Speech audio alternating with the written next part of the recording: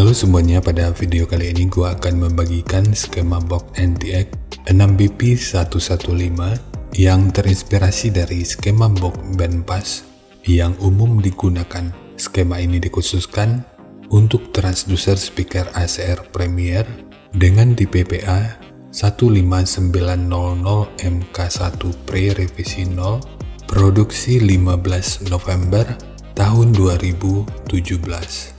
Tanpa berlama-lama, sekarang langsung kita ulas aja spesifikasi teknis dan TS parameternya. Kita mulai dari ukuran transducer speakernya. Untuk diameter lubang pada box, ini ukurannya 359,5 mm dan pada penerapannya nanti bisa digenapkan di 360 mm. Ukuran magnet 220 mm. Ukuran total dari magnet hingga gasket 153,5 mm. Ketebalan gasket 15 mm. Ukuran antara baut 378 mm. Ukuran terluar 394 mm.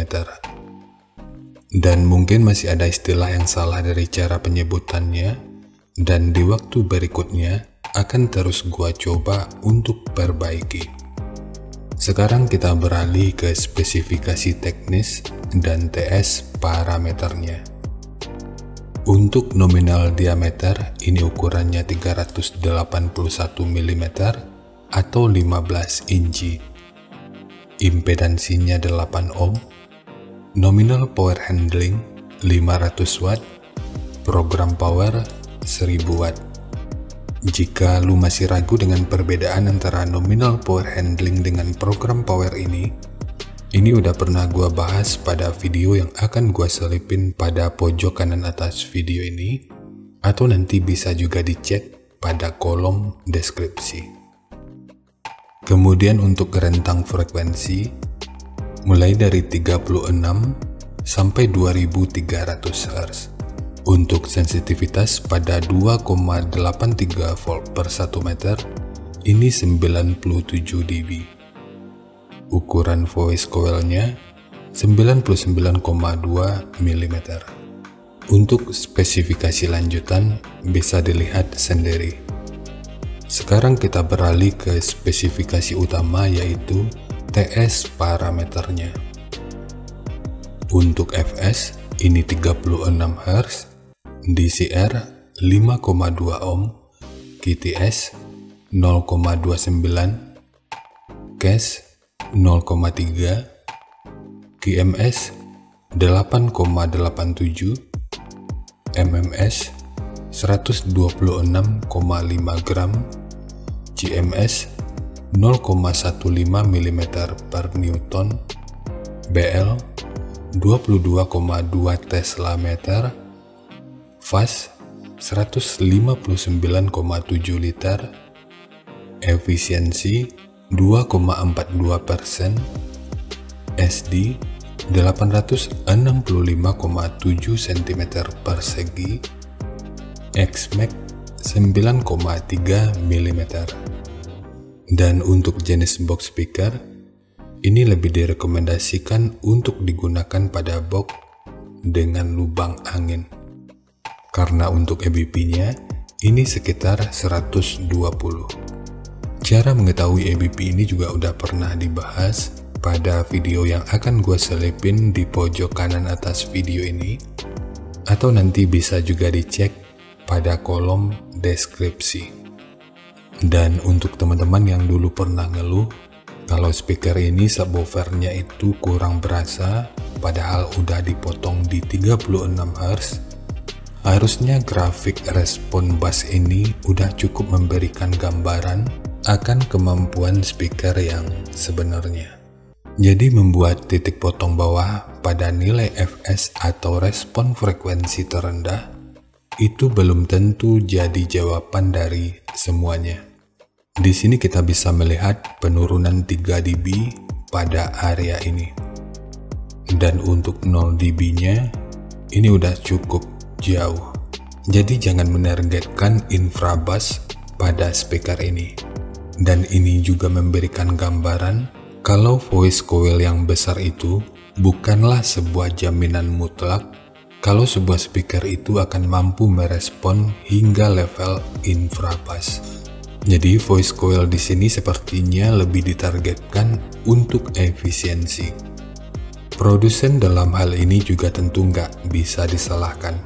Dan di sini gua nggak membentengi produsen karena nggak ada kepentingannya juga. Tapi informasi yang disediakan di sini seharusnya udah cukup memberikan gambaran akan kemampuan dari speakernya. Sebab ini hanyalah sebuah woofer dan belum subwoofer. Meskipun nantinya ini tentu akan tetap beririsan dengan frekuensi subwoofer murni, tapi speaker ini akan lebih mendominasi pada area mid bass. Dan apakah hal ini yang membuat speaker versi ini nggak begitu berkembang dan bahkan beberapa versinya itu udah di discontinue? Entahlah, gua juga nggak begitu tahu. Tapi menurut gua, jika parameter yang tersedia ini akurat, harusnya ini sesuai aja. Dan untuk hasil yang ideal, sebaiknya gunakan aja skema yang udah disediakan oleh pabrikan ini. Tapi jika referensi yang gua bagikan dirasa cukup untuk jadi salah satu opsinya, sekarang kita masuk aja ke rincian semuanya.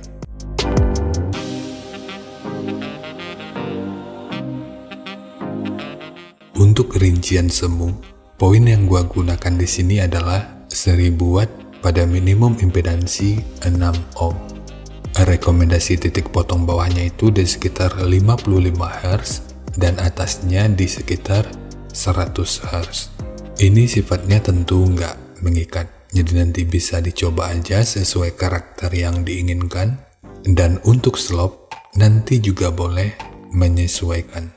Kemudian untuk puncak SPL-nya, ini diperkirakan mencapai sekitar 129 desibel. Semua ini merupakan rincian semu, jadi bisa lebih baik atau bisa aja lebih buruk dari yang diperkirakan. Karena untuk efisiensi akhirnya itu juga akan bisa dipengaruhi oleh beberapa faktor, apakah itu kerapian dan kepresisian dari pembuatan box, kualitas bahan, hingga equipment yang digunakan. Sebelum melanjutkan, harap baca deskripsi video karena ada beberapa informasi tambahan terkait bahasan yang ada pada video ini.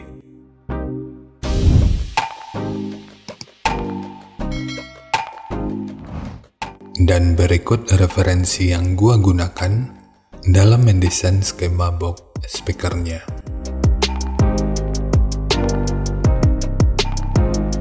Jadi dari transfer function magnitude ini kita bisa melihat meskipun dipotong di 55 Hz, frekuensi 50 Hz ini udah bisa direspon pada minus 3 dB dan 54 Hz pada 0 dB. Sementara untuk atasnya, frekuensi 132 Hz ini udah bisa direspon pada 0 dB dan 145 Hz pada minus 3 dB. Kemudian untuk respon dari portnya, dengan daya 1000 watt, pergerakan udara pada port utama, puncaknya diperkirakan sekitar 16,1 meter per detik. Sementara untuk port kedua, ini diperkirakan sekitar 12,2 meter per detik. Lalu untuk gain yang dihasilkan oleh port, kurang lebih seperti ini. Jadi secara teori, untuk port utama, ini akan membantu dalam merespon frekuensi hingga sekitar 45 Hz pada minus 3 dB. Sementara untuk port kedua, ini akan membantu dalam merespon frekuensi hingga sekitar 154 Hz pada minus 3 dB.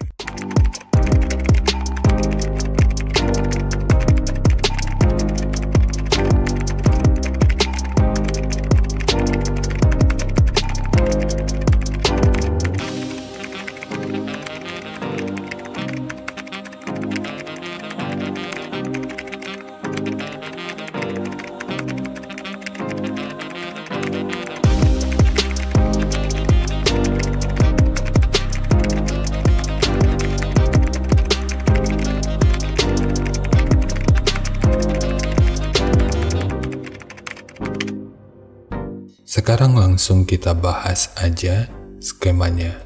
Untuk multiplex, ini menggunakan multiplex dengan ketebalan 18 mili. Kita mulai dari tinggi, jadi tinggi box ini adalah 850 mili, panjang ke belakang 700 mili, kemudian lebarnya 460 mili. Yang perlu diingat, ketiga poin ini merupakan ukuran terluarnya. Sekarang kita beralih ke ukuran internalnya.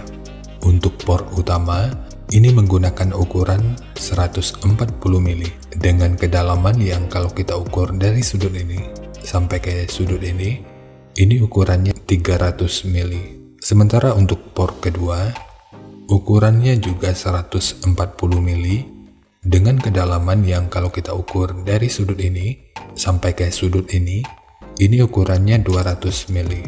Sementara ukuran dari sudut ini sampai ke sudut ini ukurannya 228 mili. Ukuran dari sudut ini sampai ke sudut ini ukurannya 550 mili. Kemudian untuk triplek dari dudukan speakernya ini menggunakan dua lapis, satu sebagai dudukan utama dari transdusernya dan satu lagi sebagai penguat dari dinding dalamnya. Kemudian untuk dinding belakang, ini juga menggunakan dua lapis yang bertujuan untuk memastikan box benar-benar kokoh sehingga potensi box bergetar yang biasanya akan membuat suara itu mundur ke belakang, ini tentu bisa diminimalkan. Untuk tekukan ini yang kalau kita ukur dari sudut ini sampai ke sudut ini ukurannya 113 mili dan ukurannya sama dengan tekukan yang ini. Untuk dinding depannya, ini juga menggunakan dua lapis, satu sebagai frame utama dan satu lagi sebagai penutup dari pintu depannya. Selain bertujuan untuk memperkuat, di sisi lain karena pemasangan speaker nanti dari bagian depan ini. Untuk bukaannya nanti bisa disesuaikan aja, dan rekomendasi gua untuk bukaan bisa dibuat dari sekitaran ini sampai ke sini aja. Sementara untuk dinding depannya ini dibikin full untuk mendapatkan efek simetris yang lebih baik. Lalu segitiga kecil seperti ini bertujuan untuk mengurangi potensi kebocoran suara. Dan untuk handle, jika lu ingin menggunakan handle triplek seperti ini, akan lebih baik jika sudut luar dan dalamnya dibentuk seperti ini. Ini bertujuan untuk aerodinamika. Dan posisi handle di sini sengaja dipilih untuk membantu dalam meredam getaran yang mungkin aja dihasilkan oleh ruang resonansi utamanya. Tapi nanti tinggal lo custom aja sesuai kebutuhannya.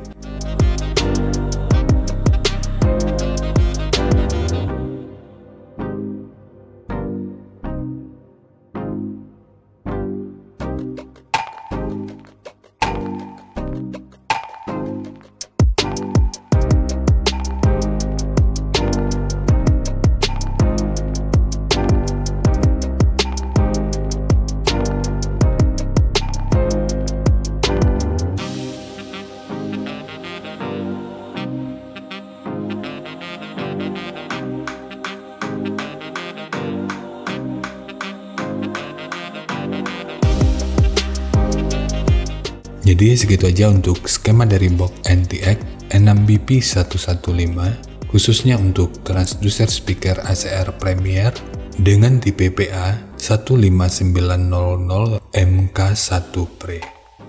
Jika nanti lu punya link review dan video check soundnya, silahkan bagikan aja pada kolom komentar agar bisa dijadikan referensi juga buat teman-teman yang lainnya. Terima kasih untuk lu yang udah nonton sampai detik ini. Bagaimana tanggapannya terhadap skema yang gua bagikan kali ini? Sampaikan aja pada kolom komentar, biar kita sama-sama bisa belajar agar lebih baik lagi. Dan seperti biasa, jika lu suka dengan bahasannya, silakan like dan share aja videonya ke teman-teman lain yang sekiranya juga suka dengan topik yang sama. Untuk lu yang udah berlangganan, terima kasih banyak atas dukungannya. Dan untuk lu yang belum berlangganan, jika berkenan, bantu subscribe-nya. Jangan lupa untuk baca kolom deskripsi dan kunjungi juga tab komunitas untuk mendapatkan informasi dan update terbaru. Jadi ya segitu aja, dan kita ketemu lagi pada video yang lainnya.